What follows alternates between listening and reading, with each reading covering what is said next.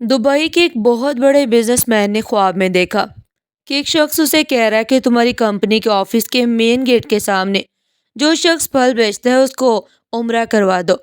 नींद से जागा तो उसे ख्वाब अच्छी तरह याद था, मगर उसने वहम जानकर उसको नजरअंदाज कर दिया।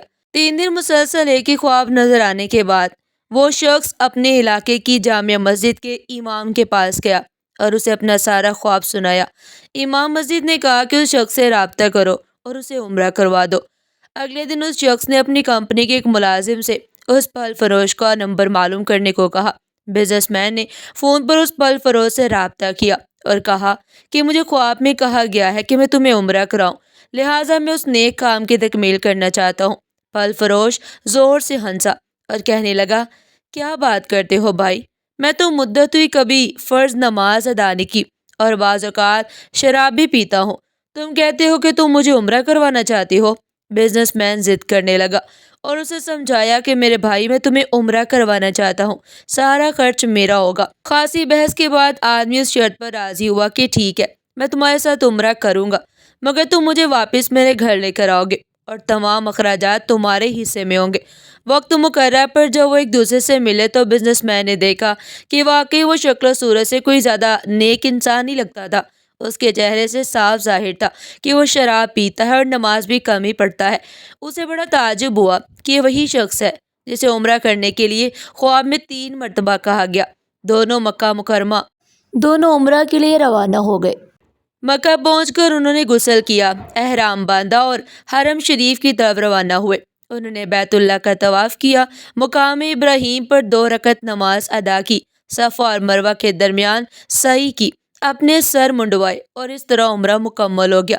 अब उन्होंने वापसी की तैयारी शुरू कर दी। जब हरम से निकलने लगे तो फल फरोश बिजनेसमैन से मुखातिब हुआ और कहने लगा, दोस्त, हरम छोड़ने से पहले मैं 2 रकत नफल अदा करना चाहता हूँ, न जाने दोबारा तौफीक मिले या ना मिले। बिजनेसमैन ने कहा, ठीक है, पढ़ लो। उसने कहा कि मैं भी पढ़ लेता हूँ। फल फरोश ने नफल नमाज अदा की। जब वो सजदे में गया तो उसका सजदा तवील से तवील तर होता चला गया। काफी देर इंतजार के बाद बिजनेसमैन ने उसे हिलाया, मगर जब कोई हरकत ना हुई तो उस पर इंकिशाफ हुआ कि फल फरोश की रूह सजदे हालत में ही परवास कर चुकी थी और बिजनेसमैन के मुंह से निकला, इन्ना लिल्लाही व इन्ना इलैहि राजिऊन। उसकी मौत पर उसे रश्क आया और वो रो पड़ा कि ये तो खात्मा बिल खैर है, काश ऐसी मौत मेरे नसीब में भी होती।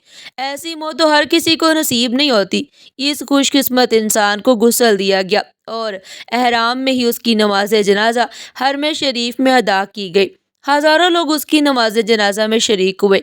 उसकी मगफरत के लिए दुआ की गई। उस दौरान उसकी वफात की इत्तला उसके घर वालों को दी जा चुकी थी। बिजनेसमैन ने अपने वादे के मुताबिक उसकी मैयत को उसके घर पहुंचा दिया, जहां उसे दफन कर दिया गया। बिजनेसमैन ने फल फरोश की बेवा से ताज़ियत के बाद कहा, बहन, मैं जानना चाहता हूँ कि तुम्हारे शोहर की ऐसी कौन सी नेकी थी कि उसका अंजाम इस कदर उम्दा हुआ और उसे हरम शरीफ में सजदे की हालत में मौत आई। बेवा ने कहा, भाई, मेरा खामन कोई बहुत नेक आदमी तो नहीं था। उसने काफ़ी अरसे से नमाज रोज़ा भी छोड़ रखा था। मैं उसकी कोई ख़ास नेकी बयान तो नहीं कर सकती।